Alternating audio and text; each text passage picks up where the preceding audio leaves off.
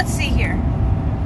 What is a more respected and recognized attribute of our Americentric communities? Well, we have Starbucks, coffee, we have French fries. Okay, let's think about animals. Our pets. Oh my gosh, our pets. We need to think about all of these iconic images that people and beings resonate together.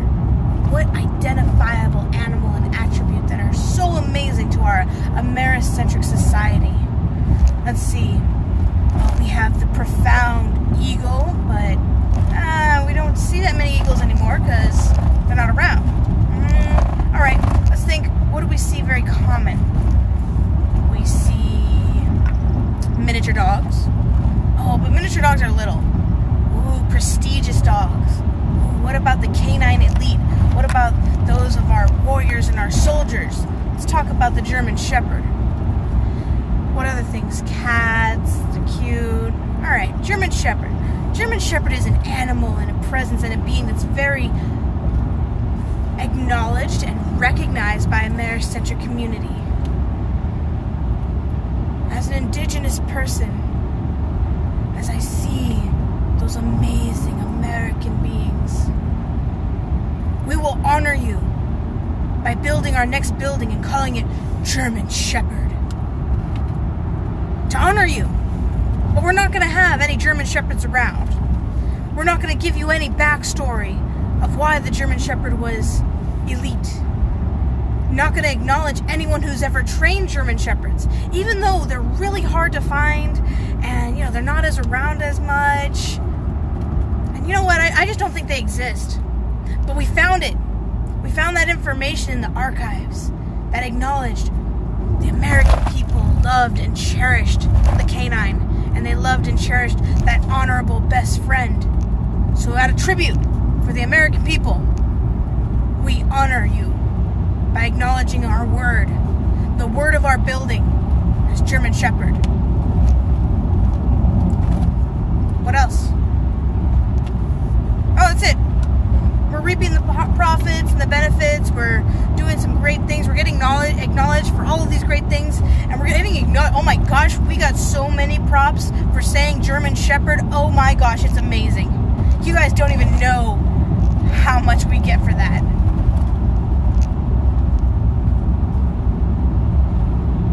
You see how stupid that sounds? Sorry, the video's shaky. I hope the audio comes out clear. It's very annoying to witness organizations, non-native organizations, just do a little superficial search to try and say that they're learning about the local indigenous peoples or some ancient civilization and tribe of a territory, and then say, we named our building, or our organization, or our efforts, or we use these words to honor and pay tribute to the people of the territory, or to acknowledge the animals of the territory. Okay, you want to pay tribute, or you want to acknowledge original peoples, why not do a little research? Why not try and find out, are there any indigenous peoples in that territory? Why not find out if the message you're sending and your supposed communal efforts in bringing unity and respect and tribute, and you're benefiting off of something else that is not your own?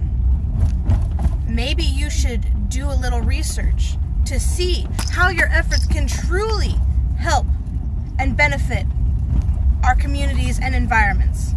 I mean, there's quite a few organizations that just thoroughly appropriate names and locations and resources, all in the claim of we're honoring you. This is a tribute for you. You should be happy. Here's this little crumb. Oh, aren't you happy we named a building after a German Shepherd? Aren't you happy that all of that work you did,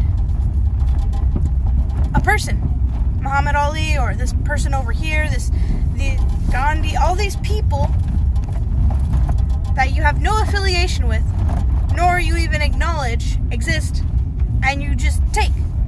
You take a reference, you take a piece, you take something you're like, oh, this sounds really cool. Are you going to think about how it affects other people?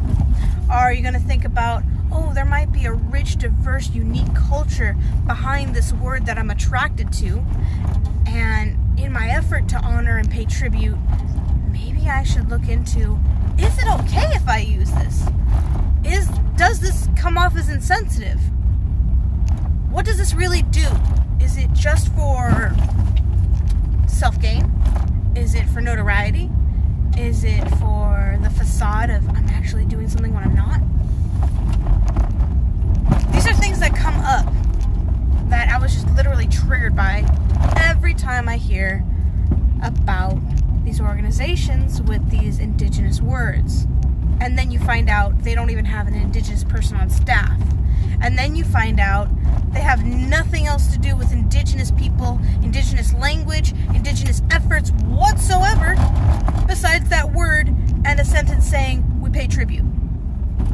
Really? Do you know that those people are still alive?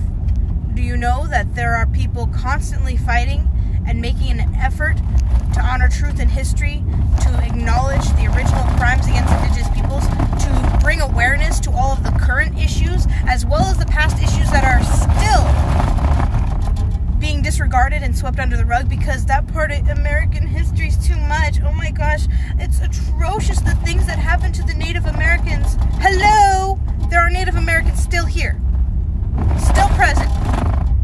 We are survivors. We are thriving. Oh, you guys got a bad deal. Really? Is that all you have to say? So you're going to pay tribute by using one of our words? But not acknowledging the indigenous peoples, indigenous